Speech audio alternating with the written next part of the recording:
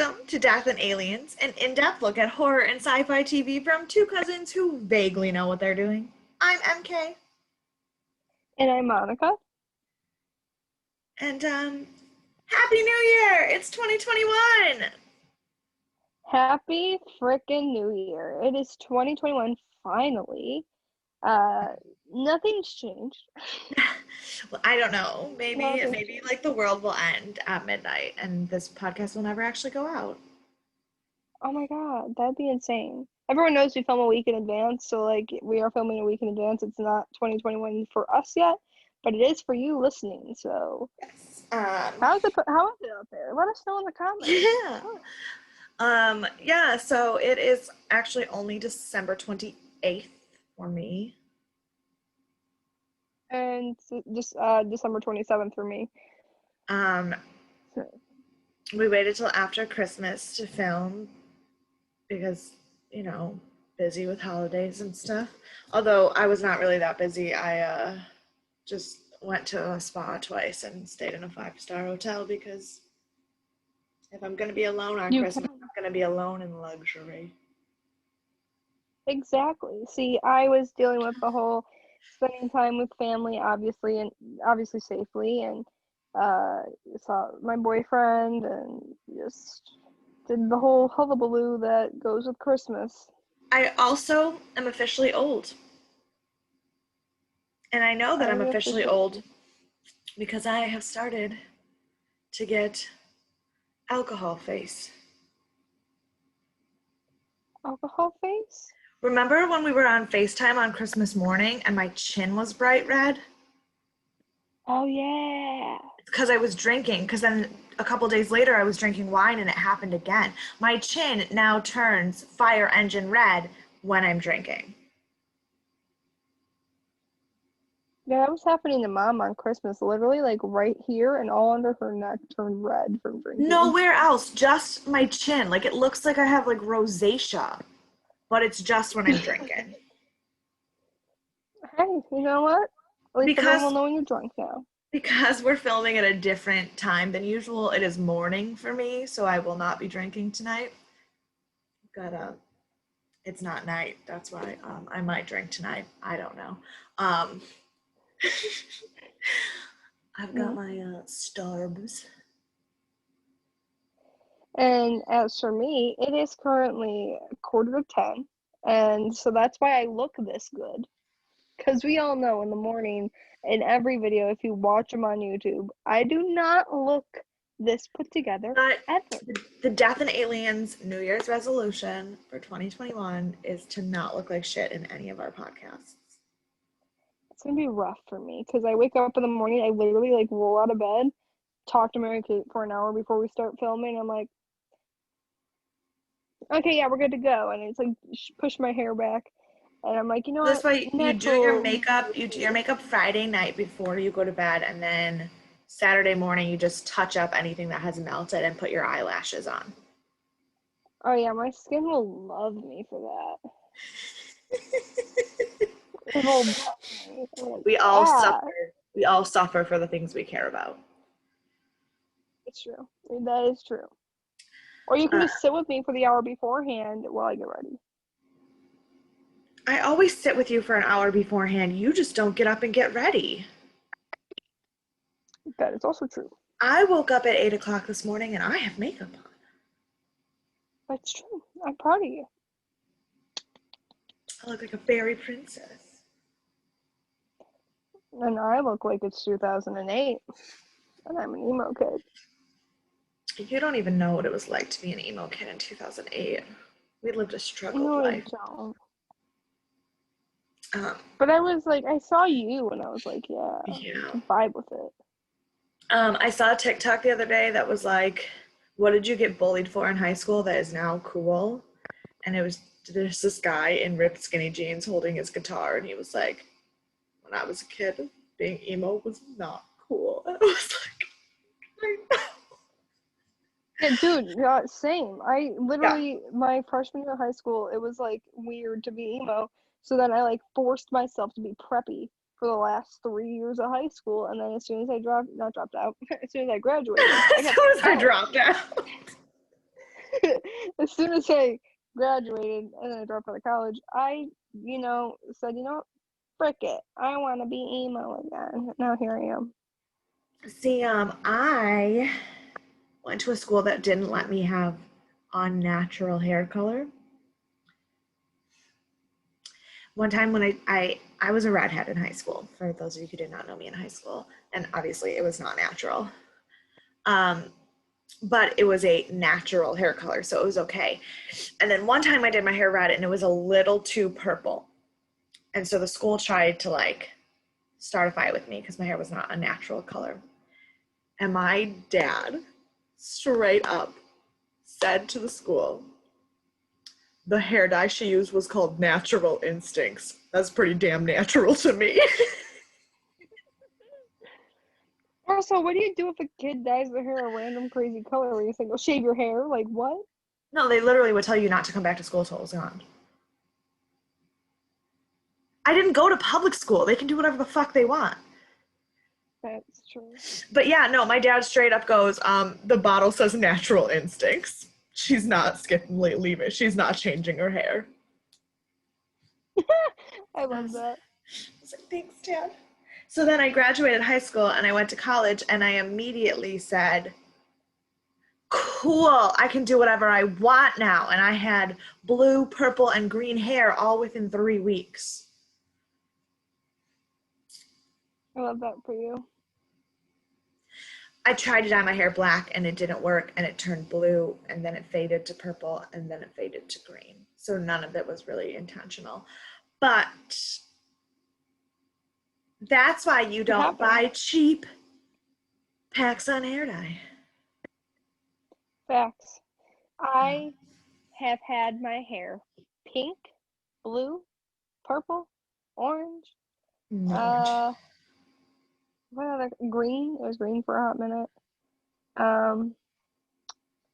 Yeah, those are the colors, and then black.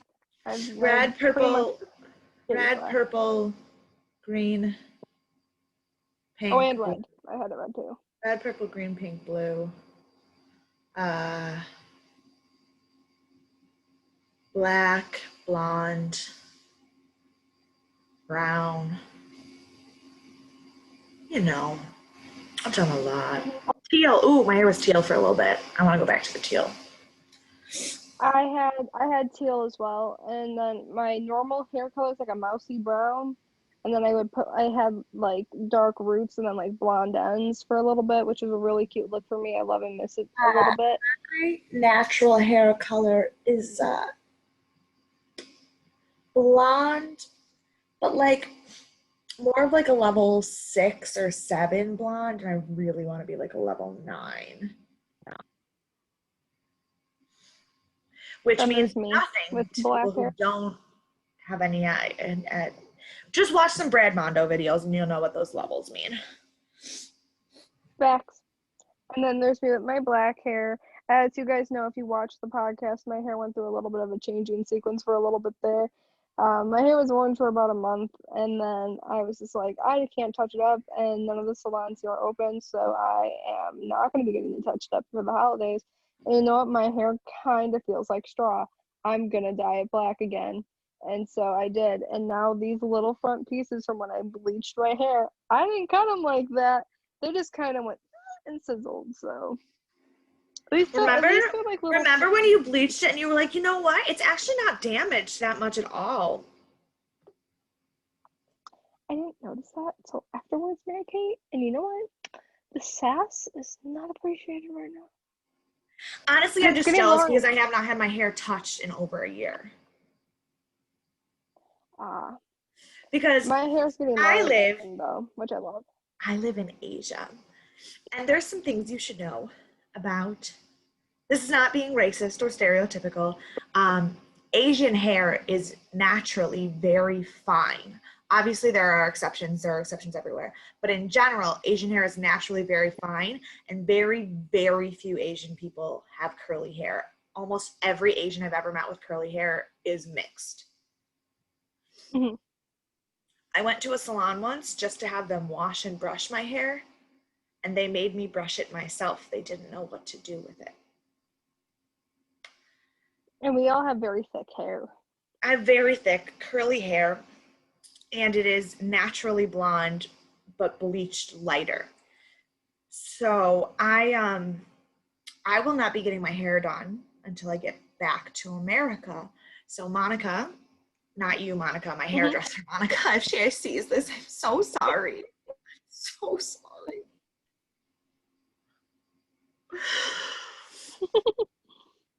Yeah. It's gonna be a fun time when you get home. We have It's gonna be like an Goons waiting. 8-hour session to fix this. The only problem is I really want to do a teal shadow root into like a ice blonde. But I'm in my best friend's wedding 2 weeks after I come home, and my bridesmaid's dress is Tiffany blue. There'd be a lot of blue going on. I cannot do the teal till after the wedding. Yeah. At least you can go get the blonde done. Yeah. So then at least I will fix the blonde and cut off all the dead shit that's on my head. There you go. There you go. I literally had that realization. I was looking at the pictures of what I want to do to my hair, and I looked behind me at the bridesmaid dress hanging up, and I go, yeah, that's not gonna happen. See, and then when I get married, it's gonna be black everything. Black wedding dress, black hair, smoky eye. Not black lipstick, probably like a red. For Christmas, I taught my parents how to use Pinterest, and they were looking at my wedding board on my Pinterest, and my mom goes, I hope you find someone who's rich because you have very expensive taste, and none of this is going to happen. And I said, Mom, I am living through a global pandemic and I'm staying in the Hilton for shits with no reason by myself for the second time this year. I never pretended to have cheap taste. There you go. I also want a baby cow at my wedding, but she said you can't have a cow in a castle. Rude. Ew, what? That's why me and you were gonna run away into a cottage and disappear with a fluffy cow. Plain and simple. Plain and motherfucking simple. This week, we are talking about Hemlock Grove, Season 2, Episode 9, Tin Types. I couldn't pronounce the word, and I was like, what? And I got Mary Kate will say it. I don't actually know what tin types are. I think it has to do with medical stuff, maybe. I usually just assume if I don't know what they're talking about. Oh no. No, it's not medical at all. A tin type is a positive photograph that's taken on a thin plate made of tin. Which I mean kind of makes sense for what Olivia was talking about. It's like a super old-fashioned photograph, but I was thinking it had more to do with the Tin Man, was why they named it that. Yeah. So, it came out on July 11th, 2014, once again. It was rated 8.0, the highest rated episode of this season. And again, for some reason, the age group that rated it the highest were 45 plus men. I mean, there was a lot of gore in this episode. So there was a lot of gore in this episode. It was. And the dudes love gore. I texted Monica last night that I was not going to be able to sleep after watching the episode. And I got worried. I was like, oh God, this must be like concerning. And then I watched it and I was like, wasn't that bad. No, it was very gory and I was very worked up. Like I had a lot to say and I didn't know how to like handle all the things that were running through my brain. That's very fair. That is very fair. There was a lot that had happened in this episode. I feel like it was a shorter episode than usual. Wait, was it only 45 minutes? Yeah, I checked to see how long it was. All the other 45-minute episodes have been 53, so this was the shortest episode so far, but so much happened. Like, there was not a single moment a of the lot. episode that was just blah. Yeah, it was literally like intense thing on top of intense thing on top of intense thing, and it was just like literally I was like, because I take my notes on my phone now because it's like quicker for me to type it. There's just like, oh my god, what? LOL, what the fuck? It's just a lot of that in See, there I because like never a know lot of how stuff long the stuff episodes happened. are because I pause them to take notes Hmm. because my thoughts are usually very long and I cannot write them Hmm. quickly. Like sometimes my notes just say like you're so dumb. Oh my god, fuck you. But like sometimes they're like paragraphs and I cannot continue my Hmm. paragraph thought and not miss what's happening next, so I pause it a lot. So it usually takes me a good like hour and a half to watch an episode, so I don't actually know how long they are. But it did feel That's shorter. fair. Hmm. It Yeah, it was was only 45 minutes. it was directed by Billy Gerhardt, who started his career as a Steadicam operator, which I thought that was dope. He did his first directing credit in 2008. Uh, in 2011, he directed 4 episodes of Torchwood Miracle Day, and I haven't actually watched that. It's the final season of Torchwood, and I never watched it because I didn't want Torchwood to be over, and because season 3 was so good. But I've heard good things. Um, he also did CSI Miami, Once Upon a Time in Wonderland, Walking Dead, Sons of Anarchy, all before this episode of Hemlock Grove.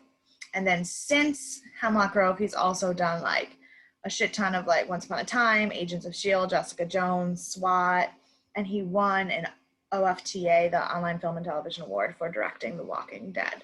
So this is not an amateur. Production. Yeah, it was written by our dude, David Paul Francis. Literally, my description notes under him, like, for directed by Billy Gerhardt, I have this whole paragraph with all his credits and stuff. And then written by David Paul Francis, it just says, my main man. He is honestly like I love that. I love when he writes an episode or works on an episode in general. Like he's really I mean, good. he and Jennifer Haley have been the story editors for this whole season. His character acting has been some of my favorite acting this season. His episodes have been my favorites. Like, also, Yeah. he liked our posts on Instagram, so like, Shout out to David Paul Francis. Shout out if you're listening. love the man. Yeah. So, the blurb said, while Peter undergoes questioning, Roman proceeds with his final transfusion. And then this second half of the blurb, I thought it was going in a very different direction. The second half of the blurb said, an unexpected alliance forms when a threat to Olivia's life is revealed. I read that and thought, oh, cool, somebody's going to threaten Olivia's life and there's going to be some super alliance to protect her.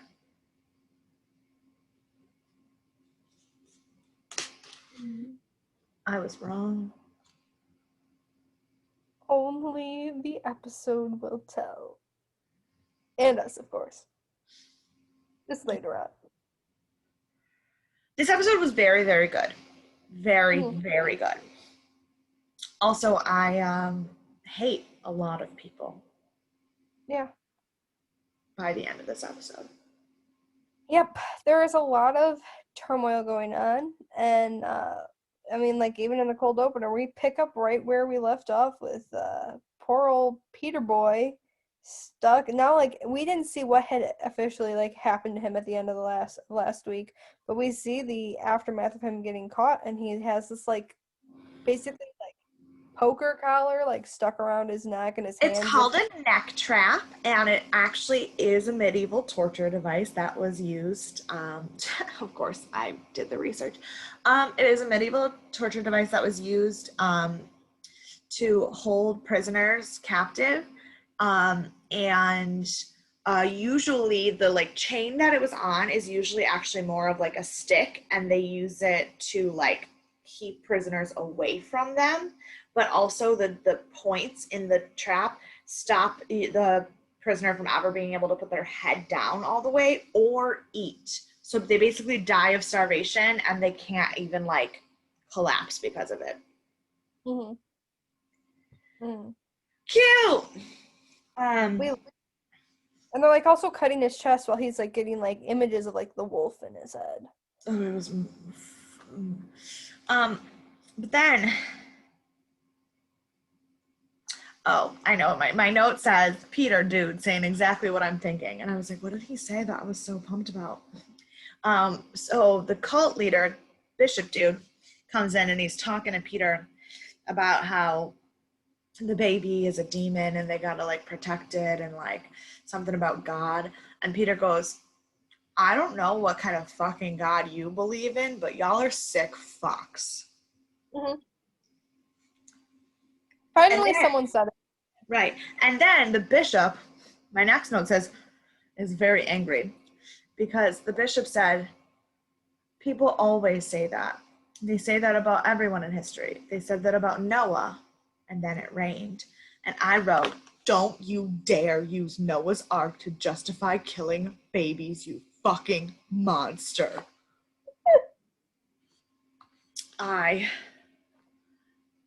This man has me real worked up. And this will come later where there's literally a place in my notes where it just says insert rant here. This man has me real worked up. Also, I'm just an FYI because we are calling this dude the bishop. It's not the other bishop. No, he's dead.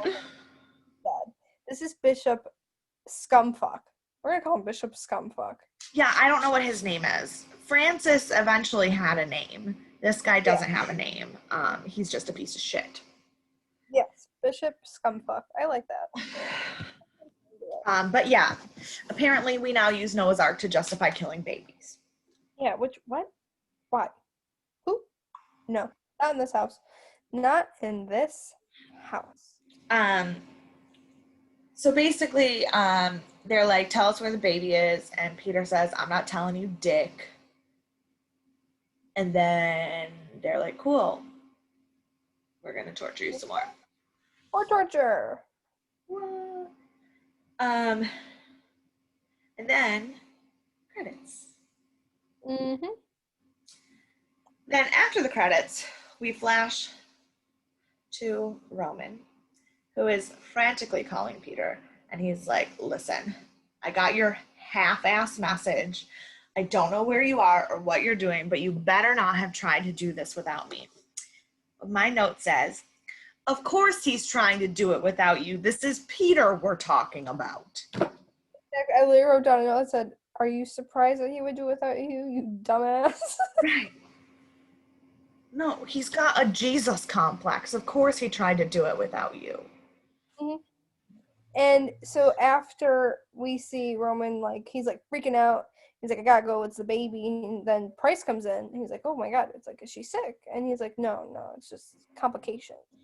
And he was like, well, you have to, like, do this because, like, your enzymes, if you don't do this procedure right now, they're going to regrow and you will have to be a new PR and there will be no reversing. And there'll be nothing, like, once they mutate, there will be nothing we can do to get rid of them. If you do not have this procedure right now, you will be stuck like this forever. And Peter's like, I'm sorry, Roman's like, okay, fine, let's do it. Mm-hmm. And then I love when Price, he's like, well, let's get you ready for prep. I'm sorry, Price was cracking me up the whole episode. Price had me rolling this episode. Really funny.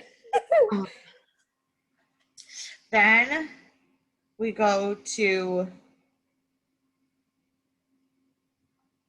Nadia and Miranda. And Miranda's like, what should we play today? And she's trying to get Nadia to play with blocks, and Nadia's eating them because she's a baby. And Miranda's like, no, we don't eat blocks. Shut the fuck up. And then she is playing peekaboo, and every time she covers her eyes, Nadia does something with the blocks and she spells out her own name in the blocks. And Miranda's freaked out because this baby's freakishly smart, but like the baby is like a vampire incest baby. Like, Exactly. And this is the only scene that I didn't get completely annoyed by Miranda. And like she was irritating, but I was like, oh, she's tolerable right now. but also like I can understand because if I was playing with a baby and the baby could suddenly spell, I'd be like, what? What? Like it's no, her reactions are normal to things, but like also not at the same time. Um, and so like I mean, he, when I find out that the dudes that I'm trying to have a throuple with are actually supernatural creatures, kidnapping a baby is not my first reaction. it's no like, oh well, it looks like I just need to get the hell out of here. That baby ain't my concern. She ain't my problem. I mean, the baby might be a little bit my concern, but also if a baby's parent is a vampire, why would you kidnap the baby? That's You would, asking to be murdered. yeah, yeah. And also, I really love how the boys just didn't talk about how Miranda, kidnapped their kid. Like what? And I say their kid because they're co-dadding it at this point. Yeah. Then we go back to the White Tower, and Olivia busts into Price's office and is like, Bish, what are you doing? She's like, you do not get to run your experiments on my children. And then Price snaps back. Bryce calls her the fuck out. He's like, he literally was like, cut the shit. You don't care about these kids. The only thing you've ever cared about is yourself. And he like calls her the fuck out. And she does not even fight back. She just sits down and was like, ugh, I'm dying. Yeah, and also he's like, Olivia, you have the compassion of an arachnid. Damn! Like Price was not messing around this episode. He called her out on everything. Whether it definitely used to be true, whether it's true now, I'm still not 100% solidified on. But then he's like, Olivia's like, listen, I'm dying. Why don't you, instead of giving Shelly this new body, let me eat it? And he's like, how would that even help? And so she explains to him all the bullshit that Dr. Chernobyl said. And he's like, have you been talking to this dumb Russian bitch? And Olivia just kind of looks at him and he's like, yeah, she's lying to you. Nothing she says is true. She has her own agenda, and God help all of us whenever we figure out what it is. And I buy it. Like I believed him in that moment that like I still don't know what side he's on, but I just don't. I have a hard time not trusting him. Yeah, very like with where his heart is when it comes to Shelly and stuff, and the fact that he's actually trying to help Roman and it wasn't killing him, and like I feel like he genuinely does care for their like Olivia's kids. I just Yeah. don't know if he cares for Olivia as much because he also I think has his own agenda. But Well, I no, he think definitely has his own agenda, but I just don't think that when has his agenda ever involved lying to her? Like in all the years that the two of them have worked together and all the things that they've done, his agenda has never, he might not have told her the whole story, but he's never deliberately lied to her. yeah, And I just don't see why him doing now he would just suddenly start lying. No, that makes complete sense. Like, I don't think he's lying to her. And plus, I didn't like Romanoff bitch anyway because the last episode, like, it just, her true, like, nature is really starting to shine through. Where I think she's looking at things she's trying to have experiments where Price is not going to let her have these experiments. So she's just doing, like, throwing shit at a wall and hoping it sticks.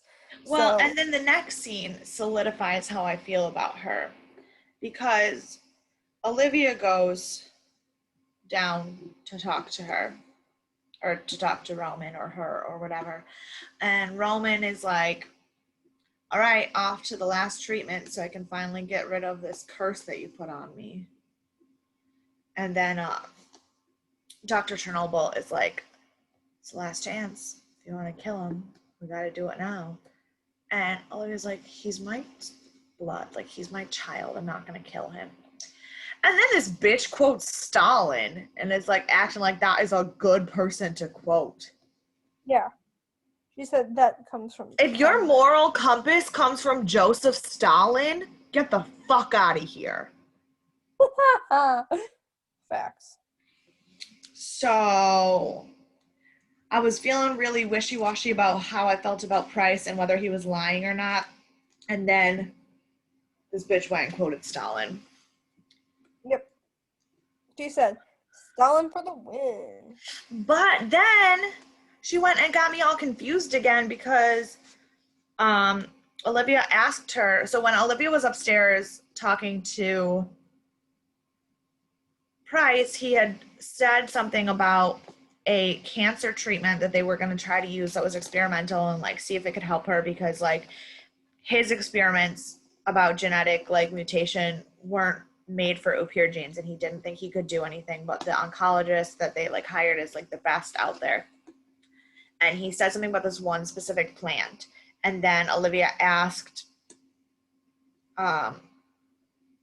Zelina, the Russian doctor, about it, and she was like, oh, it's a crackpot theory that's already been debunked. So I was like, And shit, is Price lying now? but like you said before, like what point would he have to lie to Olivia about Price? Like lie to her about anything like Right, this? and like she doesn't understand cancer. Why would he lie to her about a cancer treatment? Like he didn't have to say anything. Exactly. And that that part made honest it was reversed for me where I realized that Price needs to be telling the truth. She has to be lying. Well, and Because I felt like that's where I ended up was like that I still believed Price. But like it's hard because you're like you don't neither first of all, none of us know. Olivia is just as naive as us because we which also don't know which things is either. so weird for her to be in the dark on something. Hmm. Like I And feel bad. I think that's why I like Olivia so much this season where I didn't like her last season. Last season, first season, she knew everything and shared nothing. Hmm. Like she was the secret keeper. But this Hmm. season, she's just as in the dark as the audience. She's just as confused and vulnerable as the audience. And I feel like I relate to her so much now. Yeah, that's very fair. I give you that. That is 100% a very reasonable explanation for why I feel like the audience members are probably gravitating towards Olivia more this season. And considering they were obviously keeping her in the show when originally in the book she dies, and season one she's supposed to be dead. Yeah. So when they want to bring her back, they have to make her a more enjoyable character. Where everyone last season was like she's a fucking bitch, so they Right. put her in our shoes like Well, more and realistic. also I think making her the antagonist for the second season again would just be stale writing. Like it wouldn't be as interesting. Giving now because now we have this like as an audience we have this conflict because obviously the characters of the audience, and I say that like you and I both feel this way, but I think that it's the general audience perception is that the characters we care about are Rowan and Peter. Mm, And so the characters that we don't care about would then have to be the ones that get in the way of what Roman and Peter are trying to do. Like that's how a story is written. You have like the characters that you are rooting for. But with Olivia, Roman clearly doesn't trust her. We have this desire for Roman to succeed, and that means that Olivia fails. But this story has been written so well that we're at a point where we're like, but we're mad at Roman for not trusting Olivia, even though we're rooting for him. Like, there's this like tension that they've been able to build into her character. Yeah.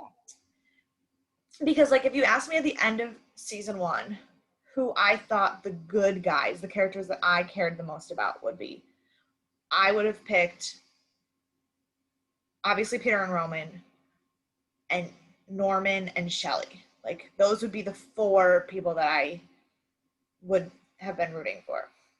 Hmm. And at this point, at the end of season 2, that is no longer true. Yeah. Like, I still care about Shelley. I still think Shelley is perfect. She does no wrong. But her character is less someone that you're rooting for in this season. Like, I feel like she is less of an important character for herself and more of an important character for how she reflects the people around her. Yeah. So, like, when we see the way Olivia is talking to her, when we see the way Price is talking to her, we are seeing a side to these characters that we're able to then care about because we care Hmm. about the people who care about Shelley. Also, Norman can burn in hell. Yeah, and we'll get to that later. See, I think that they did a really good job with Olivia's character in the season. A really, really good job with her character. Um, I think for to make the audience, like I said before, understand her and sympathize with her and to carry her through a whole other season after she Yeah. was terrible, they have to give her some form of redemption arc in this season. Right. And I Like, feel it's so crazy to me that one of my favorite moments of season 1 was watching her get like, murdered. yeah. And I think that for when it came to Olivia and um in this season, it's very hard because it's still like, yes, she's losing her oopierism, and so like she's not so cold and sheltered and like all this stuff and like pushing people away. But when she's fighting so hard to get her oopierism back that when it comes back, is she going to be the Olivia she was before? Or is she going to be carrying mom Olivia, or is she going to be the one that's trying to be connected with her kids, or is she going to completely revert back and she's only trying to connect with her kids because she's losing everything else? I think, I don't know. That's a good question. I think that I don't know that she wants to get her oopierism back because she enjoys being an oopir. I think she wants it back because she's afraid of dying. She's lived for so long without even the question of death that this is like so heavy. And for the first time in her centuries existence, she actually has people to fight for. Yeah. Like, before Shelley and Roman and Norman, she didn't have anyone to live for. So now Mhm. she finally has people to live for, and she's dying. So she's the most scared she's ever been. Yeah, that's true. That is very true. Um, Also, we've been on this scene for a very long time, discussing Olivia's character, which obviously when we do our our season 2 recap, I feel like Olivia's going to be a very strong talking point for us for the recap this Yeah. season. That, Um, After we have the thing where the possibility of this Russian asshole going in and killing Roman for his treatment, we go to Norman in his office packing up like some stuff, and it's like it looks like he's gonna leave Hemlock. yeah. And um, the PI walks in and is talking to him, and he gives her like a lot of money, and he's like, "Here, like this is for like extras. I can do like do what you told me to do and get out of Hemlock Grove. There's nothing good here." And And I wrote, good. Get rid of that bitch. exactly, facts on facts on facts. And then she's like, "Oh, well, thanks, I appreciate it." And then she's like, "Well, what are you going to do?" He's like, "I don't know, I'm going to go to Paris or something, before I fucking lose my mind or whatever." Yeah. And um Then the PIs is like, here's a full-on smooch on the lippy lip for you, my guy. That was weird. Like broski. Uh, I like no. the one version of Olivia, and not nearly as badass as her. Like, sit down. Then we go to Destiny and some weird old guy. She's paying him. She's basically selling Peter to him to get rid of his Gargles. Vargolf. But she does not have a lot of money. So also she can't find Peter. Yeah. There's also So then we go back to Norman. And my note says, "You are so dumb." Because he goes to Olivia's house in the middle of the day to just, I don't know, shoot her in the face. Like I don't know what he thinks he's gonna do.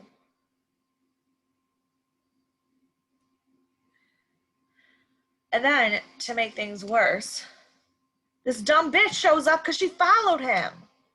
Yeah, PI ladies out there like, what do you think you're doing, Norman? Give me the gun.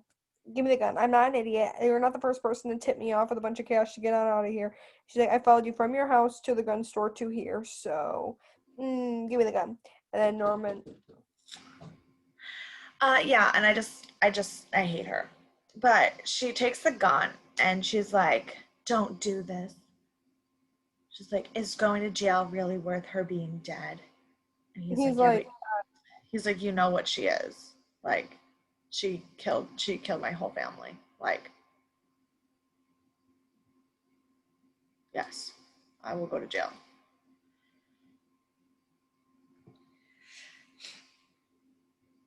I think And watching this, then, we have a friend who hello? doesn't know personal space. And then we go to a scene that literally shook me. Because, Boo, what are you looking at? He's literally just staring. He's so existential and oh my god.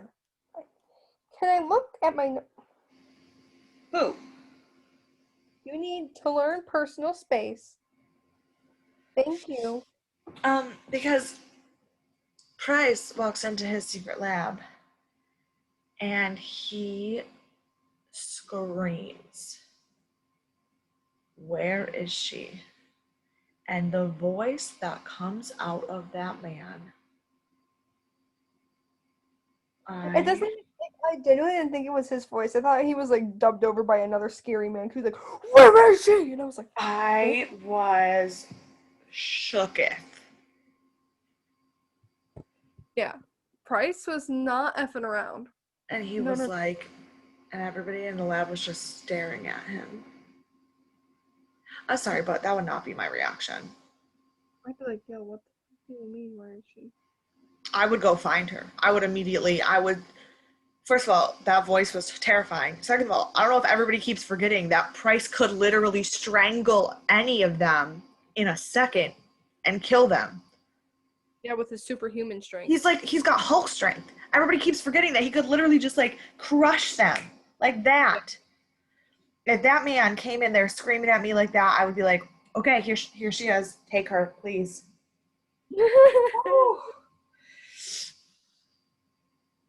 Um, and then he says, "You tell that backstabbing Cossack she needs to come see me." I was like,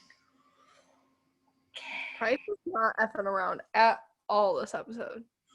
he was done.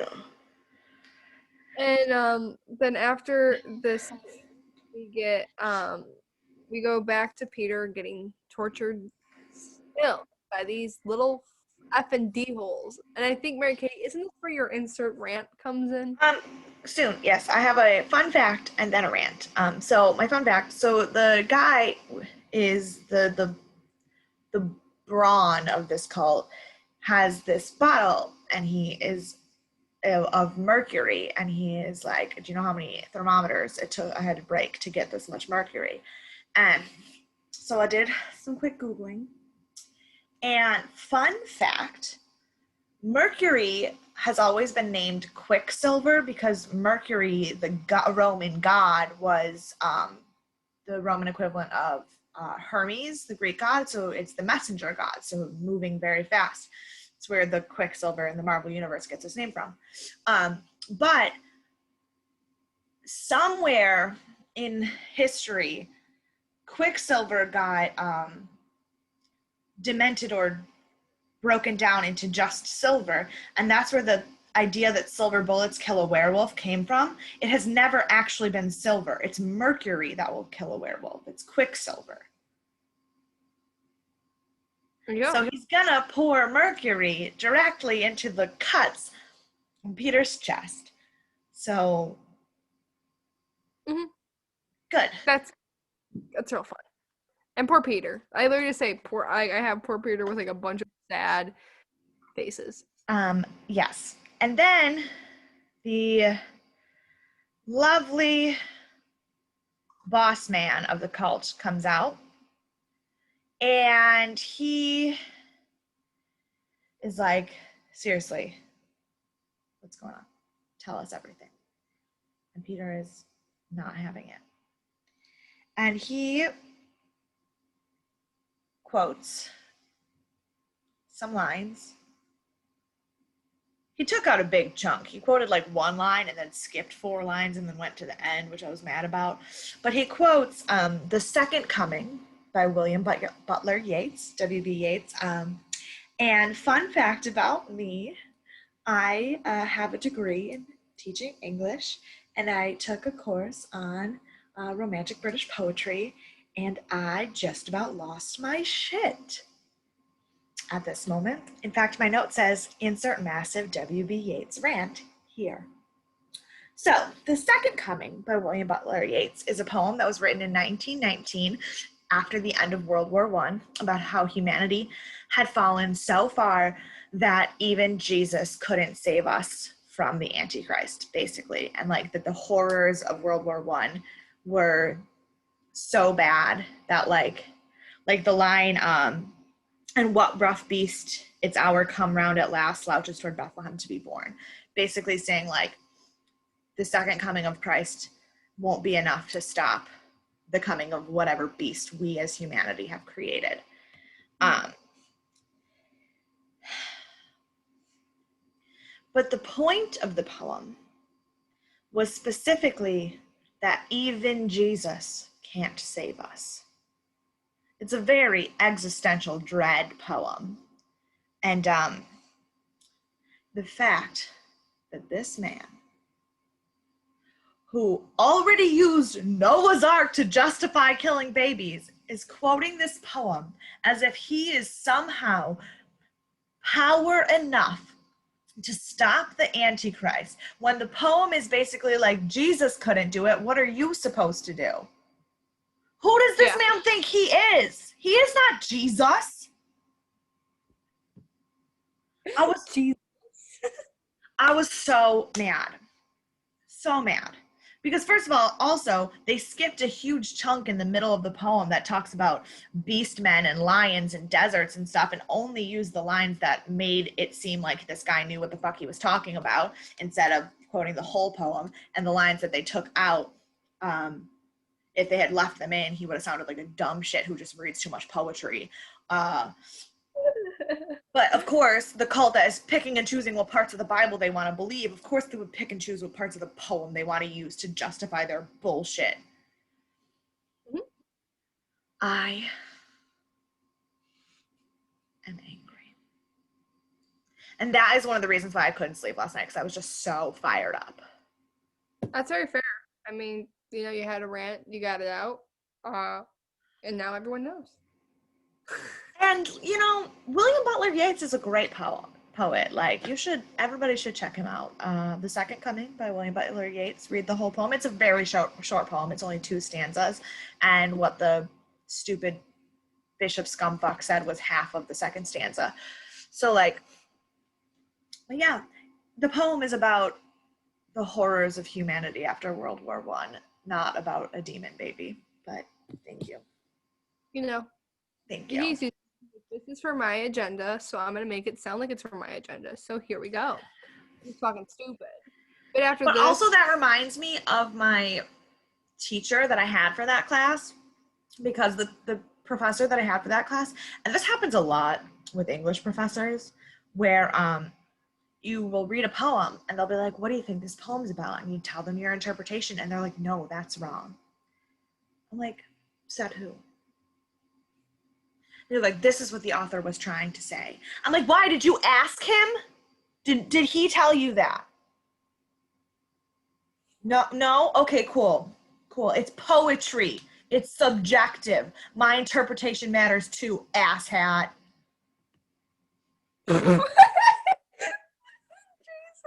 that I love when we know about something about literature comes because you go on a tangent, like a astronomically large tangent about how fucked up everything is when it comes to literature, at least in the show that we have been watching. Well, yes, but also just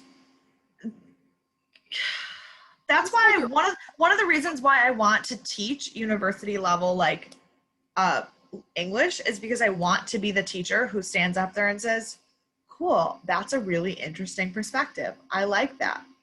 Because all of my literature professors were like, no, that's not what the author said. We're going to look at it through this lens. And I'm like, why? Because that's the lens you want to look at it through? Like, see, like, especially with poetry, it's all, like you said, it's all subjective. And I think hearing all your, like, if you become a professor for like a university, hearing all your students' interpretations of the poem and then being like, those are all great. This is what the author was thinking of in the time when they wrote the poem. right. And you can get a view for it. Right. And like, here's the thing. I know that The Second Coming by W.B. Yeats was written in 1919 as a direct thought and reflection on World War I, because he said that. Mm-hmm. Not to me, because obviously I was not alive in 1919, but like, because he said that. Mm-hmm.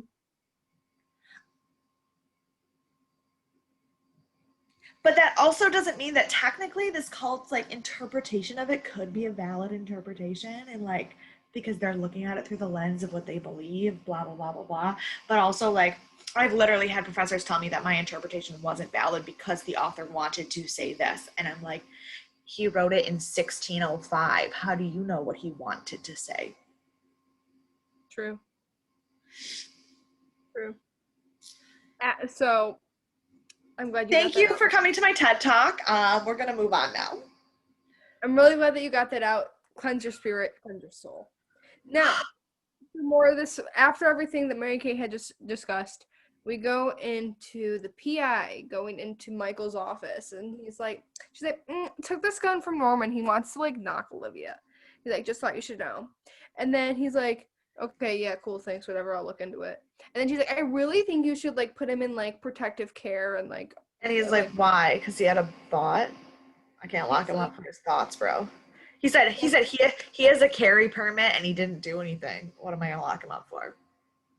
Exactly. And she's like, well, I just think maybe, I don't know, like lead him on, like let him know that you're watching him and stuff like that. And then he's like, and Michael goes, oh, speaking of doing things you shouldn't do, how did you get Olivia's fingerprints again? Oh, right. Cool. Hey, Sergeant, Lieutenant. He's like, Deputy, I'm gonna need you to come in here for a second. And then he puts PI bitch into custody because she obtained evidence illegally by breaking and entering without a warrant. And anyway, in court, all the evidence that they got from her fingerprints would not be admissible because it was obtained illegally. So Olivia still has no record. And this happened after the OJ case. You think people would have been smart enough to realize how to obtain evidence properly? But no, because my note says, okay, Michael, I see you. Yeah.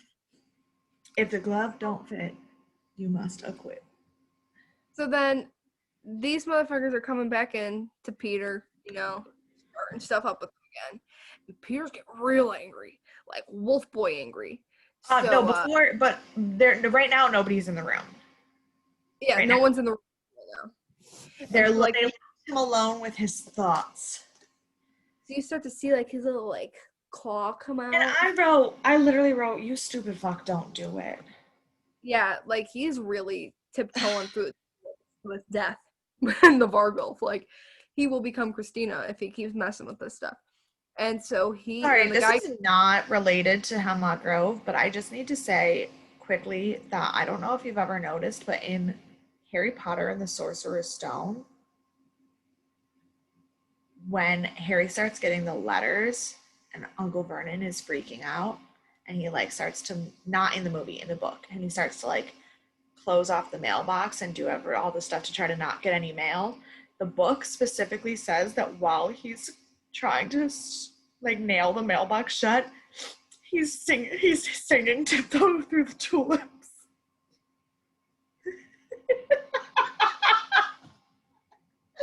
And I just realized that a couple weeks ago when I was reading it with one of my kids, and I was like, what? I have no words. None. Anyway, Literally, brain empty. No thought. Peter is transforming to escape. And now The reason why I said don't do it is because truthfully, I was mostly nervous that the neck trap was going to get stuck because his wolf neck is thicker than his human neck. I was very concerned that he was going to accidentally kill himself trying to escape. That's how I was too. And I was like, oh, he's gonna fucking kill himself. But before he completely transformed, the wolf strength came out and he just said he snapped that bitch in half. And one of the guys were walking in, the one like that was torturing him with the mercury, and he said, not today, bitch, and threw the spike at his head. They did cut. There was a cut in between him trying to escape. They just showed him like clawing, and they went to a different scene, and then they came back. But yeah, because my note says, "Holy shit, Peter! He frisbee through that neck trap, and it looked like Jesus and the crown of thorns on this motherfucker's head." Which honestly, funny, ironic symbolism. But It they are was. not Jesus. But the scene that it cut into in between the two was Michael went to Norman's office. Oh, yes. And he was like, "Hey, your PI friend came to see me. She told me that you were trying to kill Olivia." And Norman's like, "Fucking arrest me. Like, I don't, what the fuck do I have left to do?" And Michael's like, "Oh, no. I would like her dead as much as you. She killed my sister." And Norman's like, "I'm sorry. Who didn't she kill at this fucking point?" And Michael's like, "I can't do anything about it because she thinks that I'm onto her. She suspects something. But you can kill her for me." And I was like, I was rooting for you literally 15 seconds ago. That ended real quick. But after the scene with Norman happens and we go back and we see Peter wolf out. Now he doesn't fully wolf out. He just gets strong. He never transforms into a wolf. And he swallows the thing and then he starts to hobble out to his tow truck, which I was like, Peter, they are smart. They're going to follow your car to wherever you're going because they know that car sitting outside has been yours for probably the past 12 hours. So they're going to follow it. Or if someone was in the trunk watching you, like they are insane. They know what's up. Like, right. It was so not. I'm like, I mean, granted, like, yes, he had to get out of there, but going directly to the place where the child that they know, you know where it is was not smart. I don't know, stupid as fuck. Yeah. Peter said, I ain't thinking. No thoughts. And so he's driving, he's trying to call Roman, and Roman's all prepped up for surgery to get his final treatment. And he's calling and doesn't answer. Yeah. Now, the next like series of my notes, because they keep going back and forth between scenes a lot. And the next series of my notes just they don't make sense. Are But they with you and Shelly? yeah. my next note just says, "Oh, Shelly, I love you." Yeah. So Price comes to Shelly and he's like, "Hey, it was successful. Like, the next step is ready. Like, you know what's coming next." And Shelly's like, "I know, and I'm not scared. Like, I know this is what's gonna happen. I know this is what has to happen." Um, and she's like, does everybody know? And he's like, "Nobody knows, and once everything's finished, we'll tell Norman and Roman, but we won't tell anybody else." And she's like, "I want to see my mom." And he's like, "Do you want to tell her?" And she said, "No, I want to say goodbye." But then it was really cute. He was like, "What are you going to do with your new body?" And she said, "I'm going to put on a bikini and learn to surf." And then Price like laughed. He was like, "Oh my god!" Like he's like goofing around with her, and I think Price is like he's the only one besides Roman that's been able to like appreciate Shelly no matter what she's looked like, Yeah. and I think he's gonna have a really hard time letting go of like Shelly, how she Yeah. looks too, Yeah. because a little glowworm, and like I think like he's gonna have a very hard time. It felt like it was very hard for him. Yeah. Let her go. Um, so I'm gonna then, cry. so then this part did actually, like, I did tear up a little bit. Shelly does go to talk to Olivia, and they, Shelly basically is like, "I never felt like you loved me." And Olivia's like, "I didn't really know how to love anyone." And Shelly's like, "That's not true. Like, you might not have loved people in the way that you think you were supposed to, but like, remember when Roman was the Tin Man in the school play and you stayed up for like all night for weeks making his costume?" And Olivia like starts telling the story about how Roman was so nervous and he didn't even say his line and she was so scared for him. And like, in that moment, Olivia realizes that like she is the Tin Man and she does have a heart. And she goes to Shelly and she's like, "I want to start over. Like, I want to have a relationship with you." And Shelly agrees, but then says goodbye. And literally my note says, "Olivia does have a heart and now mine is broken." And honestly, it was a very touchy moment because I think Olivia actually is trying. Like, I think it was that moment that Olivia realized what she has been missing Yes. is actually caring about her kids. Now, after this scene, it goes to the Romanoff bitch. I know, Going because in, my note says, "Fuck you, Chernobyl." yes. This asshole is pulling out some poison that she was talking about to kill Roman. And she's like putting it in, she puts it in a little pocket and runs down onto the experiment lab room. And she's like, Price wants me to give you extra little strength thing to help with pain.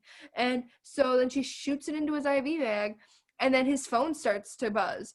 And he's like sitting there and he inches up and he's like, shit. And you see it like traveling up the tube. It was the most stressful scene. Like, they filmed that in a way that I mean, here's the thing. This is now 2020/2021. There are 3 seasons. I know for a fact that Bill Skarsgård is in every episode of all 3 seasons. So is Roman going to die? No. But if it were me watching this in July of 2014, knowing there was only one episode left and not having a season 3 confirmed yet, watching the scene, I would have been in utter panic. Yeah. It was filmed in a way where you literally did not know if he was going to make it or not. Like, yeah. Like it is like it's comforting for us that we know, and even that we do know, and we can be like, oh, like he's not gonna die. And for even knowing he wasn't going to die, my heart rate was so high. I was like, and that's good. Like we know he lives, and we still felt the anxiety. exactly. But And so he's trying to check his phone, and he finally gets close enough to his phone to see that he has a text from Peter that says they know about Nadia. So And yanks out the things right before the serum gets into his arm. like, leaving. and I wrote, Roman, bye-bye human life. Yeah, Roman literally gave up the like he said, like he's staying Upier now. Like he has to go get Nadia. He gave it up for Nadia because Which is even so, at 18 years old, he has more ability to be a parent than his parents ever did. exactly. Ooh. And so then my next note says Olivia with a heart, because before we go and see what the fuck Roman has done now that he's pulled himself out of everything, Olivia comes downstairs to talk to Roman because she's like, after her moment with Shelley, she knows she needs to talk to Roman, and she's talking to Price, and she's like, where's my son? And he said he's gone, and she thinks that Chernobyl went through with it and killed him, and she like panics, and he's like, no, he didn't go through with the last treatment, he left, I don't know where he is, but he decided. And Price is not happy about it. He's like, your legacy lives on, he's staying in Upier. Like, Price is not thrilled about this situation. But Olivia's like, I don't care if I'm gonna die, I don't care that I have cancer, I choose happiness, I choose my life with Norman and my kids being happy, and you know what, like, fuck it, if I die in 25 years, if I die in 10 years, I don't care. I figured it out. I figured out that what I've been missing the whole time is love. She said the Tin Man does have a heart. And then Price is like, I think we need to discuss about your habits with Merlot. And she's like, this is not Merlot. I'm not drunk. I have feelings. Family. And I'm like, okay, Olivia, you're definitely on something. Now they're walking down into this one sub basement that has the failed experiments in a tub where Olivia and Roman feed from. And Roman is in there. They're walking downstairs. Well, before this scene happens, Roman has already busted through, and Chernobyl was in there, and she was scared half to death because she's like, bitch, you're supposed to be dead. And so, like, open the door for me. And he goes in there, he's staring at this thing, but he's also like twitching out, and he's like eyes rolling back in his head. And then that's when it cut to the scene with Olivia and Norman. So now he literally hooked his IV that is still hanging from his arm up to the fucking machine and is getting like a straight infusion with the experiments of this blood stuff. And all the while, Chernobyl's trying to sneak up behind him with her vial of poison to stab him. Then when Olivia and Price reach the room, Roman is no longer there. And neither is Chernobyl that we know of. I have questions. Because they get close to the tank and they just see Chernobyl's head just floating in it. Like, she's dead. He killed her. He said, snap, pop, put you inside that. I just want to know how she got in there. How did he put her in there? I don't. Honestly, I don't care. I mean, he's dead. It would be interesting to know, but that scene when her face just slides across the screen, first of all, I was so glad that she was dead. Mm-hmm. Second of all, Price's face when it happened, when he was like, this is why we listen to me. This is why we don't do what I tell you not to do. Exactly. Like, drop. Yeah, but facts though, facts. And I wrote, God damn, Roman. Whew. He said, I'm gonna kill this bitch. And I'm glad he did. So then it goes to Roman's house. So he is in some very rough shape. Destiny's there taking care of him. Miranda's there taking care of him. Oh, yeah, because when Peter was running away in the truck, he called Destiny and was like, meet me at Roman's house now.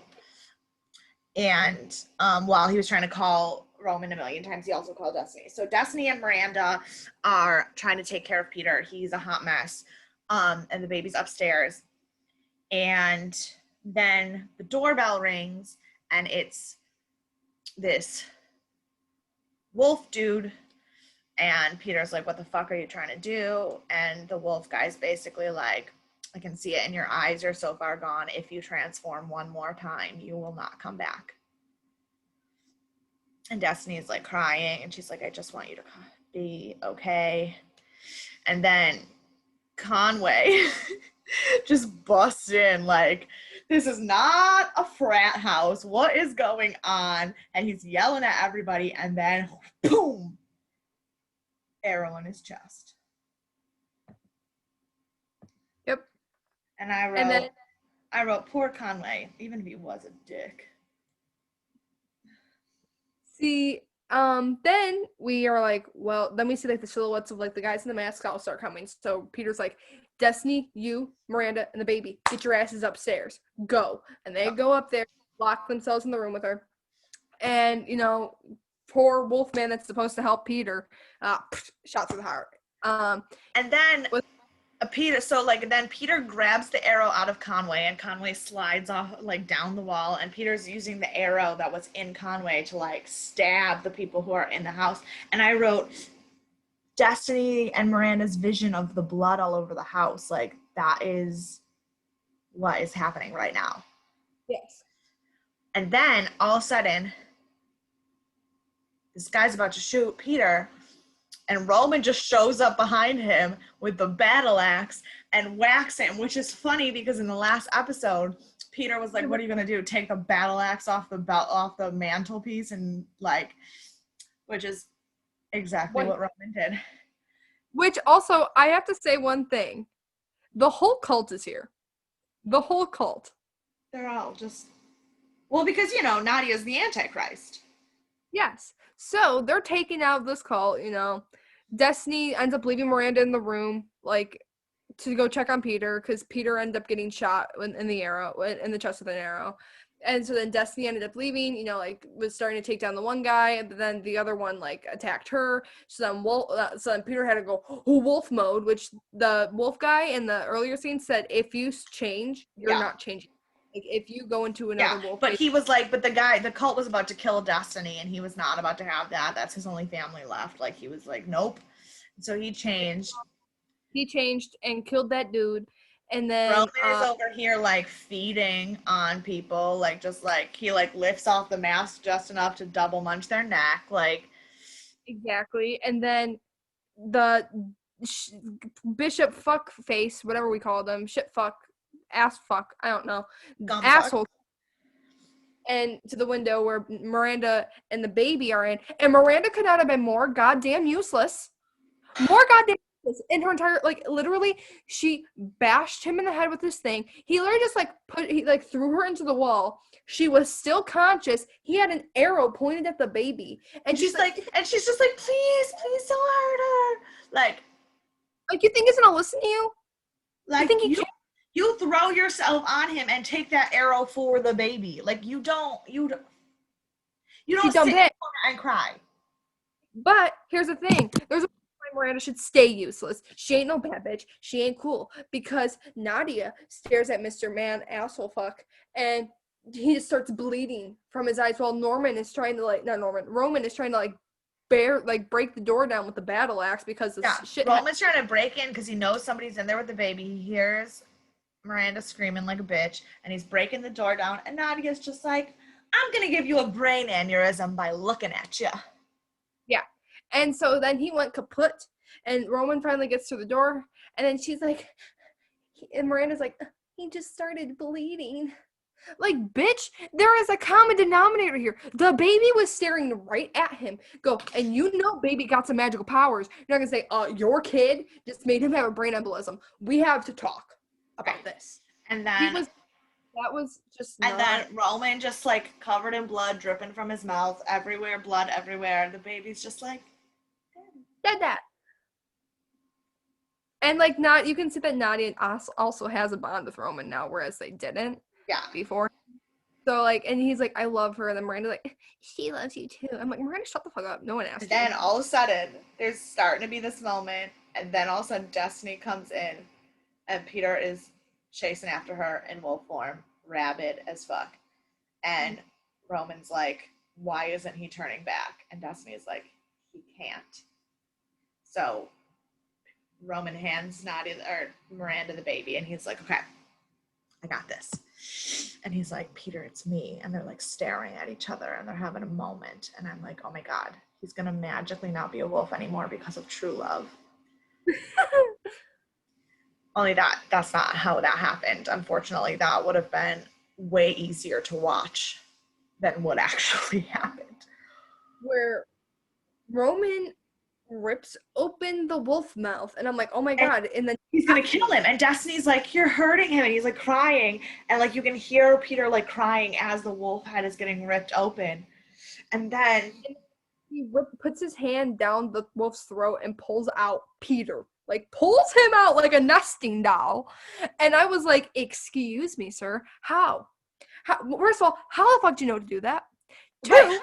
How did he know what to do? How did he know, like, to do it in a way that didn't hurt Peter? Like, what on earth just happened? I'm confused. Also, going back on this, I didn't think about this until right now. The way that Shelley killed the wolf, how do we know that Christina's still not alive? Because before she ripped the head apart, she ripped the head off. And then when we saw Christina's body, the head was separated from the body. Oh, you're right. Never mind. Completely ignored. No, but I also had the same thought. I was like, this killed Christina. How is it going to not kill Peter? Yeah. And apparently he's like a nesting doll in the belly of the beast, and he just got yanked out. It was, Destiny also was not expecting that. Her face when Peter came out was like, the fuck are you doing in there? I'm sorry, who? What? Huh? Yeah. And then they're all like, Peter is laying in recovery. Somebody sponge bathed him. Probably Destiny, although I like to imagine it was Roman. Yeah. And so he's laying there, and everybody's surrounding him, and Destiny's like holding him, and he like wakes up. And then he's like, is it over? I'm like, yeah. Which of course means it's not over. Yeah. But here's the thing, if the whole cult was there and the leader of the cult was there, they killed everyone in that house. Yes, except remember the chancellor of the Order of the Dragon sent this guy to Francis and was like, just kidding, we're on his side, not yours. So it's not over. Oh yeah, you're right. I just kind of forgot about her. I don't know how. I don't know what. But specifically because they had a scene that was like, is it over? Yes, it's not over. And that will be taking place probably in season 3. Yeah. But like, you know, they would not have had that scene specifically saying it was over. If it was actually over, they would have just moved on. And also, the fact that we had just learned about the cult last episode. Right. And now a majority of it is dead. Which, you know, with the track record of the show, I would not be surprised if it was the end. TBH. True. But then we have one final scene of Michael and Norman planning how they're going to kill Olivia. And Michael brings Norman to a morgue to give him a dead body to practice stabbing. And Norman's like, I know how to stab somebody, I'm a doctor. And then he tries to stab the dead body and like bounces off the sternum and throws the knife across the room. And Michael goes, well, good thing you're a psychiatrist and not a surgeon. Which was funny, except for then Norman is practicing and he just keeps stabbing this dead body over and over and over again. Mind you, while it's going back and forth, like this is going back and forth with a scene where Olivia is laying in bed and singing a lullaby to Shelley. Yeah, and the lullaby is like playing while Norman is stabbing the dead body, and it was like horrible. And it was so horrible that even Michael's face was a little concerned. Like, what did I just get myself into? This man is unhinged. Yeah, and like But it's I just had one. repeatedly stabbing and stabbing I and had stabbing. one factual error with this episode or with that scene, and that is that if this body was already dead and cold and in a morgue, there would not be that much blood coming out of the knife wounds. Because as Norman is stabbing, you don't see the body, you just see him stabbing, but then you keep seeing blood flash on the screen. There is not blood splash in a dead body. Yeah. And it would not be that bright red either. Yeah, it would be totally, it would not be that oxidized, and it would not be, It would yeah. be more like sludgy brown Yeah. red. And it also wouldn't splash like that. No. It would stick to the knife, it would drip a little bit, but there wouldn't be blood splatter on Maple veins. syrup, like viscosity to it, to where it would like strain Stick. out. Yeah. But Splash. blood splatter implies a flowing of blood through the veins. If there's no blood flow, there's no blood splatter. But they said blood. And that was the end of the episode. I mean, they really didn't need any more blood after they literally just ripped a wolf in half and dragged a bloody body out of it. Like, I don't have to look at blood ever again for the rest of my life. Thank you very much. Woo. Now, onto the hot, juicy takes. Who are you wanting to punch in the face this week, even though I'm pretty sure I already know? Norman. Yep. I would have said, like, suspected Norman or Michael for you. Yep. I mean, my original thought was Dr. Chernobyl, but she's already dead. Roman took care of that shit for me. Exactly. That's what we love. I'm going to say Michael and Miranda. Michael, because he keeps because he's so like flip switchy all the time, and I don't like it. Mm-hmm. And I don't like how crazy Norman is, but you all know Miranda is my Christine this season. Yes. Christina, I'm sorry.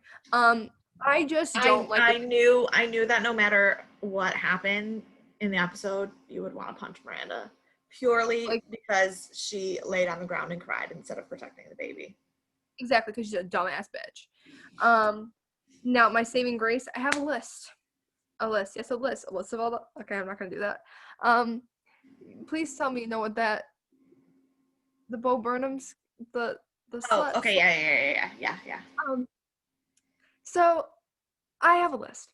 So, we got Roman, Price, Shelley, and Olivia. If I have to, like, I mean, those are all for, like, finalists, but if I have to just pick one, it's really hard, because this episode was so good. But I have to pick Olivia purely for the moment when she said the Tin Man does have a heart. Like... That's fair. I just like because Roman killed Chernobyl and took out those dudes in a shitty way, and stepped up to be a father and sacrificed something that he wanted. And so it shows that he, no matter even if he is Upia or not, he's not going to be selfish like Olivia was, because he put his like own child's concern and safety over what he wanted at the end of the day. Yeah. And for sure. I love the sacrifice that Roman made. Just the way Price was so funny this episode, the way he was also sentimental with Shelley and kind of told Olivia straight up, like, you need to stay a bitch. And then Olivia, just for like her character development she had, like, it was weird because I was like kind of rooting for Norman, because I'm used to rooting against Olivia, but at the same time, like, but Olivia is changing, but I don't know yet. Norman is just being so, like... My problem with Norman, the reason why I want to punch him, and I just hate the way he's handling this, he finds out all this stuff about Olivia.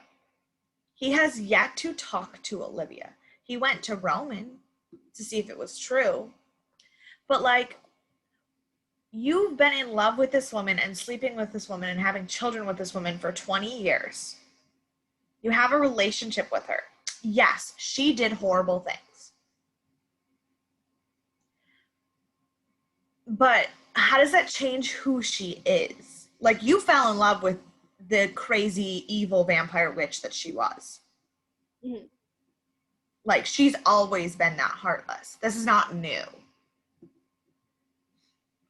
And it's just frustrating to me that he is like he found out that Peter was a werewolf and that his daughter was sleeping with a werewolf and being impregnated by an angel, and he just was like, okay, I guess this is the world I live in now. He finds out that the woman he is in love with is also supernatural and flies off the fucking handle. Like, his reaction to those two things are so polar opposites that I don't get what is going on in his head. I think it's more so the fact that she killed Marie more than anything. Yes. Yeah, I'm sure that has a lot to do with it. It's just like frustrating that he is not having Broken any her. kind of like consistency in his character. Yeah, that's fair. That is completely fair.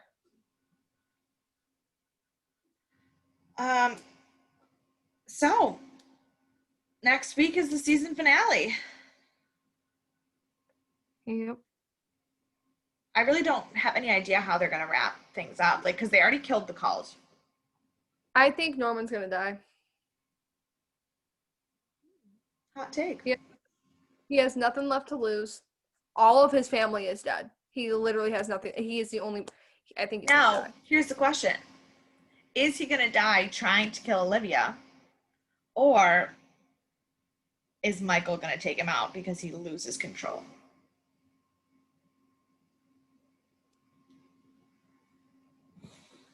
I feel like mm, I Because don't know.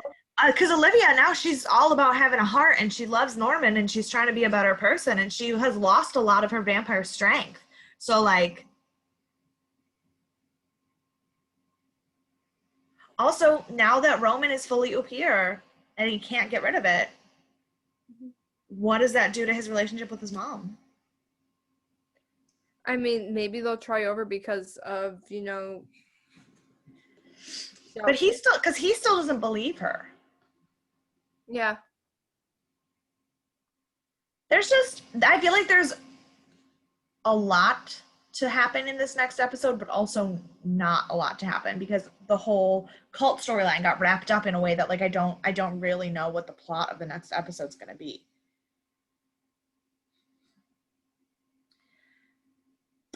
So, Oh, well, now you guys will all have reason to tune in next week because the season's actually been interesting. And no. talk about our last episode, and then we'll have our wrap up episode in 2 weeks. So, Yeah. Yeah, and then I don't know, we haven't decided what our in-betweener will be because there's no theme oh, anything, but like if you guys know of a good horror or sci-fi movie that is new or that you just like really want to hear about, let us let know. us know so we can plan for that. Absolutely. Now, y'all should follow us on Instagram and Twitter at Death and Aliens, and email us at deathandaliens@gmail.com. You can follow me at EMKN underscores. No, EMKAY underscore superstar on Instagram and Twitter. And you can follow me on Instagram at monica.lynn_ and Twitter at mon_lynn_. Yeah. Cool. Cool. Well, so we'll see you Again, guys next like, week. subscribe, comment. I don't know, all those things that YouTubers tell you to do. Yeah, and then same time, same place.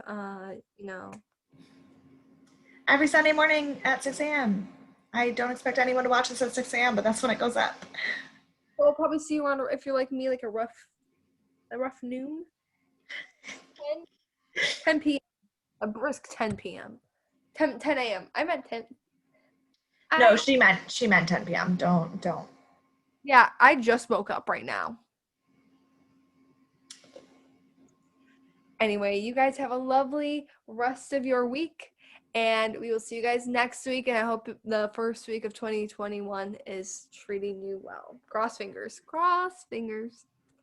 So, here's to that. Bye.